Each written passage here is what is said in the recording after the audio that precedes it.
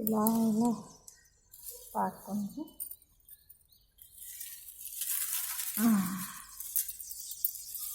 రొట్టెలు ఇదన్నమాట. ఎప్పుడో విత్తనాలు కాయ తెస్తే విత్తనాలు వేసాను, అది ఇంకే సైజు వచ్చింది, ఇంకా పెరగట్లేదు, ఇంకా కోసాను. ఇది చెట్టు చూడండి, ఇంకా ఉంది, ఇంకా పిందెలేం పడలేదు. ప్రస్తుతానికి మనకు ఒక కాయ వచ్చింది, ఇంకా పెద్దగా అవ్వట్లేదు. పెద్దగా ఇద్దామని ఒక 10 days నుంచి చూస్తుంటే ఇలాగ ఉంది, ఇంకా కోసేద్దాం.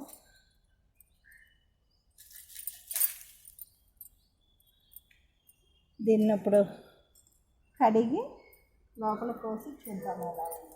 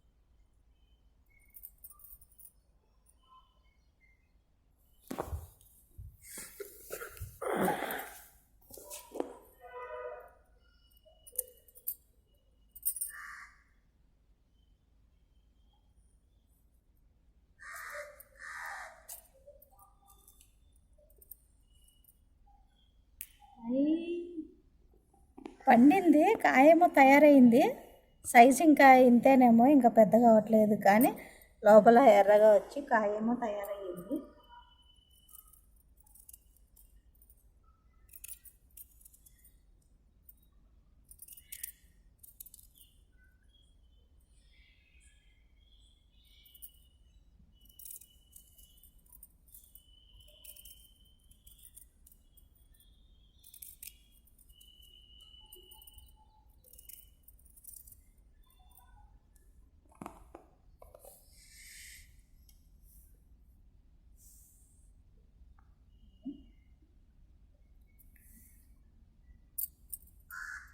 ఇప్పుడు దీన్ని తిని టేస్ట్ ఎలా ఉందో చెప్తాను.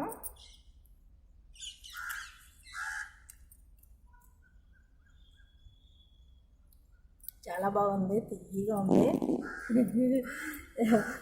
ఇది బజార్లో కొనుక్కుని తెచ్చుకుని తినే కంటే మనం సొంతంగా ఇలా మొక్క పెట్టుకుని దాని ద్వారా వచ్చిన ఫ్రూట్ ఇది, ఎలాంటి మందులు వాడకుండా ఇది తింటుంటే చాలా ఆనందంగా ఉంది.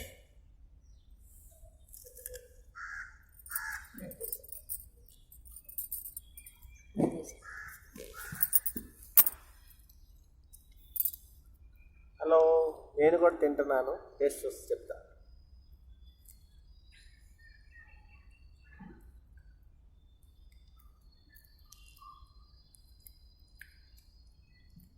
అంత బాగా తీగేం లేదు కానీ బాగానే ఉంది. Okay, bye.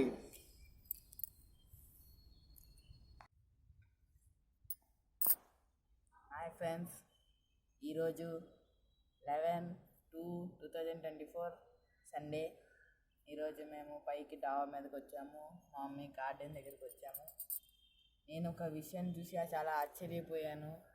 అది ఏంటి అంటే, మామూలుగా ఇట్ట దోసకాయలు ఇవి తినేవి పెద్ద పెద్ద పొలాల్లో అట్ట పండుతూ ఉంటాయి, కానీ మా మమ్మీ మా కోసం సొంతంగా కష్టపడి రోజు పొద్దున సాయంత్రం నీళ్ళు పోసి బాగా పెంచి మా గార్డెన్లోనే దోసకాయని పండించిందంటే చాలా గ్రేట్. మా మమ్మీ ఇంత ఆర్గానిక్ ఫుడ్ని మాకు పెడుతుంది.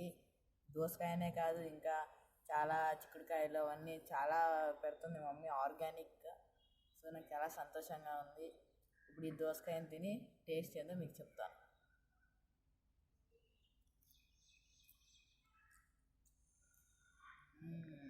అబ్బా, ఆహా,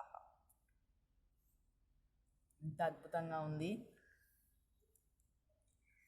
ఆహా, అసలు ఒంటికి చాలా మంచిది ఫ్రెండ్స్, ఒంటికి చాలా మంచిది. రోజు సాయంత్రం రోజు పండకపోయినా ఎప్పుడు పండినా ఎప్పుడు పండితే అప్పుడు డాబా మీదకి వచ్చి ఇట్లా మీ ఆర్గానిక్గా కొనుక్కున్నవి అనేవి తింటాము. కానీ మన ఆర్గానిక్గా పండించుకున్న మా మమ్మీ పండించింది తింటే చాలా అదొక ఆనందం. సో టేస్ట్ అయితే అద్భుతం, సూపర్గా ఉంది. మీరు కూడా తినండి, పండించుకోండి. బాయ్.